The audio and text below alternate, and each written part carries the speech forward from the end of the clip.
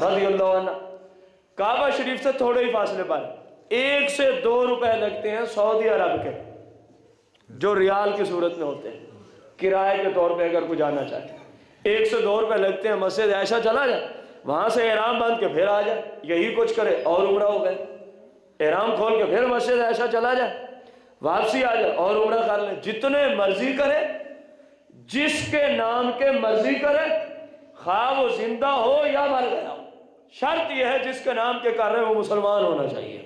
وہ کیا ہونا چاہیے؟ کیونکہ یہ نیکی ہے، اور نیکی صرف مسلمان کے لیے کی جا سکتی ہے۔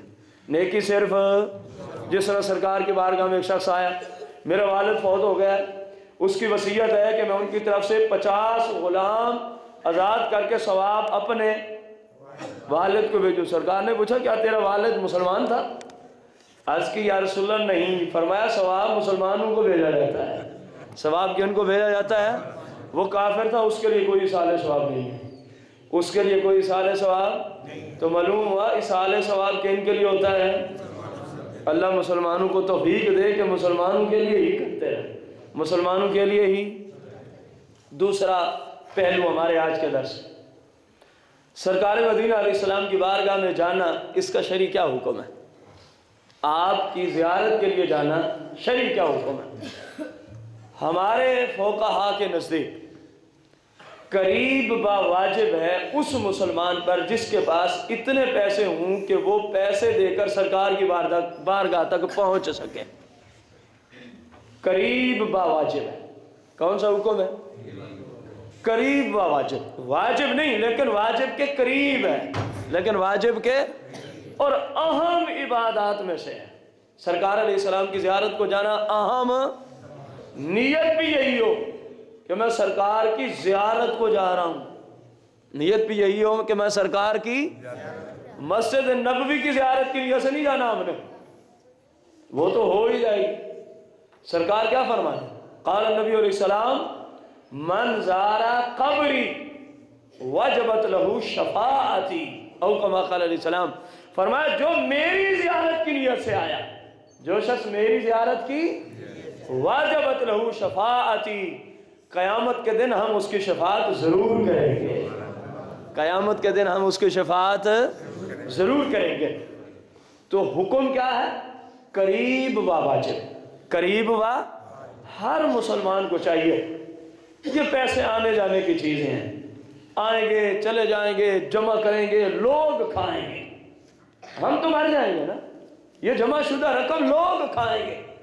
تو کتنا بہتر ہے بندہ لاکھ روپے میں بہترین، 1.25 لاکھ روپے میں بہترین عمرہ ہو جاتا ہے آج کل کے دنوں میں، تو کتنا ہی بہتر ہے۔ ضروری تو نہیں وہاں جا کے جناب ہم نے لاکھ روپیہ لگائے عمرے پہ تو 2 لاکھ کی شاپنگ کریں گے تو عمرہ ہوگا، ورنہ عمرہ ہی نہیں ہوگا۔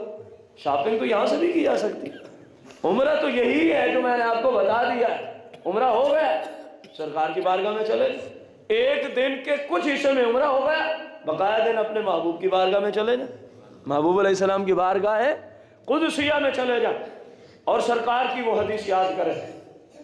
فرمایا جس سے ممکن ہو سکتا ہو کہ وہ میری بارگاہ میں آ سکتا ہو اور وہ نہ آئے، اور وہ فرمایا اس نے میرے ساتھ جفا کی۔ جفا کا معنی آپ جانتے ہیں زیادتی، اور قرآن کہہ رہا ہے جو اللہ رسول کو زیادتی، ان کو ایذا پہنچائے، زیادتی کا معنی ایذا پہنچانا ہے، اللہ کی اس پہ لعنت ہے، اللہ کی اس پہ کیا ہے؟ یہ 22ویں پارے میں قرآن کے اندر مسئلہ موجود ہے۔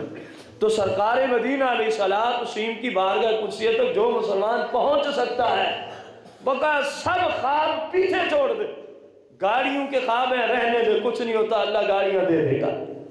اگر کچھ بڑی ساری بلڈنگ تیار کرنی ہے، رہائش تو موجود ہے، لیکن لمبی چوڑی کوٹھی تیار کرنی ہے، کوئی بات نہیں، بعد میں بھی بن سکتی ہے، پہلے سرکار کی بارگاہ میں حاضری سے آئے، سرکار کی بارگاہ میں، کیونکہ زندگی کا پتہ نہیں ہے، زندگی کا پتہ نہیں ہے۔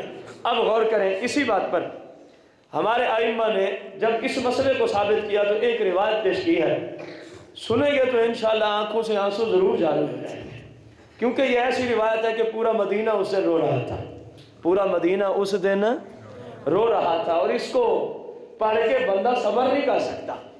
سرکار مدینہ علیہ السلام جب دنیا سے تشریف لے گئے، ظاہری طور پہ کیا فرمایا؟ پردہ فرمایا، سرکار علیہ الصلوۃ والتسلیم دنیا سے کیا لے گئے؟ تشریف لے گئے۔ سیدنا بلال رضی اللہ تعالی عنہ، سیدنا بلال رضی اللہ تعالی عنہ، آپ سرکار علیہ السلام کے جانے کے بعد آپ سے برداشت نہ ہوتا کہ میں مدینے میں ہوں، مجھے میرے محبوب نظر نہیں آتے، مجھے میرے محبوب، اسی غرض سے حضرت سیدنا بلال حبشی رضی اللہ عنہ نے ہجرت کی، ملک شام کی طرف چلے گئے۔ آئمہ نے لکھا کچھ دن گزرے تو یہ حضرت بلال رات کو سوئے ہوئے ہیں، شام کے ملک میں ہیں، سرکار مدینہ علیہ السلام بلال حبشی کے خواب میں تشریف لاتے ہیں، بلال حبشی کے خواب میں تشریف لاتے ہیں، اور سرکار نے فرمایا اے بلال، سرکار نے کیا فرمایا؟ اے بلال، یہ کیا جفا ہے، یہ کیا جفا ہے، یہ کیا زیادتی تو کر رہا ہے؟ کیا ابھی یہ وقت نہیں ہوا کہ تو میری زیارت کو حاضر ہو جائے، کہ تو میری زیارت کو؟ بس بلال رضی اللہ عنہ کی آنکھ کھلی، اسی وقت مدینہ شریف کی طرف اس نیت سے سفر اختیار کیا کہ میں اپنے محبوب کی زیارت کرنے جا رہا ہوں۔ حضرت بلال کون ہیں؟ صحابی رسول ہیں۔ زیارت کے لیے بلانے والے کون ہیں؟ امام الانبیاء والمرسلین ہیں۔ اور بلال حبشی کس نیت کے ساتھ سفر کر رہے ہیں؟ میں سرکار مدینہ کی زیارت کے لیے جا رہا ہوں۔ بس چلتے چلتے غمگین و تراساں و ہراساں بیدار ہوتے ہی فوراً بقصد مزار پر انوار جانب مدینہ سفر فرمایا۔ جب شرف حضور پایا، جب شرف یعنی جب مدینہ منورہ میں پہنچ گئے، حضرت بلال حبشی رضی اللہ تعالی عنہ سرکار مدینہ کی قبر سے لپٹ گئے، سرکار مدینہ کی قبر سے لپٹ گئے، اور سرکار کی قبر انور کی خاک کو اپنے چہرے پہ ملنے لگے، اپنے چہرے پہ ملنے لگے۔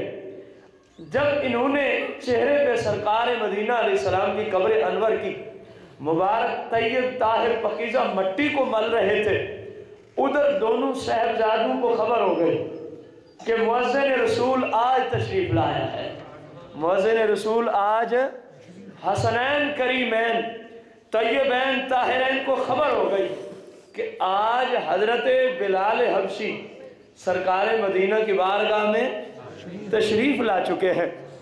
اب وہ صاحبزادے جنت کے جوانوں کے سردار حسنین کریمین فوراً حضرت بلال حبشی کے پاس آتے ہیں۔ بلال حبشی نے دونوں کو گلے لگایا اور زار و قطار رونا شروع ہو گئے، اور زار و قطار رونا شروع ہو گئے۔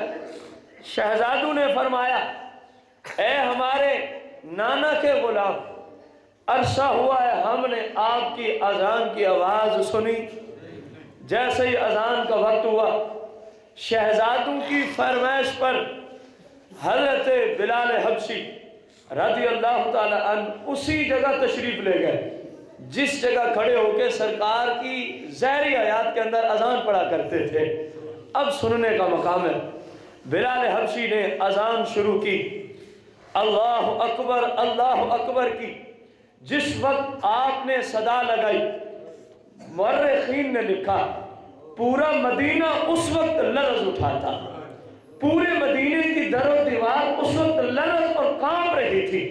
جب بلال حبشی نے اللہ اکبر کی صدا لگائی، اور جب بلال حبشی اشہد اللہ الہ الا اللہ پہ پہنچے تو دیکھا کہ مدینہ مزید لرز گیا، کانپ اٹھے مدینے کے در و دیوار۔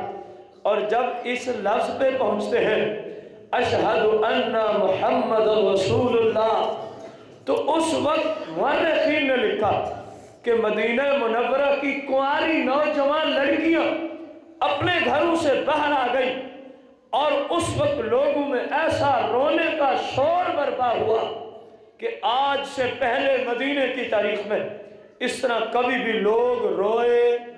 بلال حبشی کی اذان سن کے جس قدر رو رہے ہیں، وہ لوگ اس لیے رو رہے تھے کہ جب یہی بلال حبشی اشہد ان محمد رسول اللہ کی صدائیں لگاتا تھا تو سامنے ہم سرکار کی زیارت سے مشرف ہوا کرتے تھے، لیکن آج سرکار ہمیں ظاہری طور پہ نظر آتے نہیں ہیں۔ اب سرکار مدینہ علیہ السلام کے شہر مقدس میں تمام لوگ زار و قطار رو رہے تھے، تمام لوگ زار و قطار رو رہے تھے، اور بلال حبشی خود بھی زار و قطار رو رہے تھے، خود بھی زار و قطار رو رہے تھے۔ سرکار مدینہ علیہ السلام کا یہ غلام اس حالت میں، اس غلام نے اذان کو پورا کیا۔ اب اس حدیث سے آپ غور کریں، سرکار نے بلال حبشی کو کیا فرمایا؟ اے بلال یہ کیا جفا ہے؟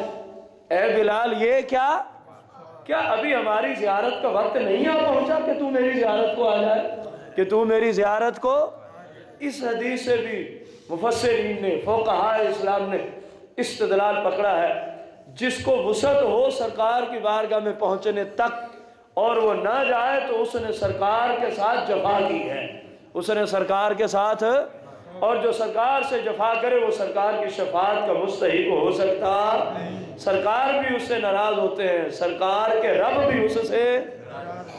ایک اور حدیث پاک ہے، سرکار علیہ السلام نے حضرت انس رضی اللہ عنہ کو روایت کیا، سرکار مدینہ علیہ السلام نے فرمایا میرا جو امتی با وصف قدرت، یعنی جس کے پاس اتنی قدرت بھی ہو، وسائل بھی ہوں کہ وہ میری زیارت کو آ سکتا ہو، میری زیارت کو، فرمایا لیکن وہ نہ آئے، فَلَيْسَ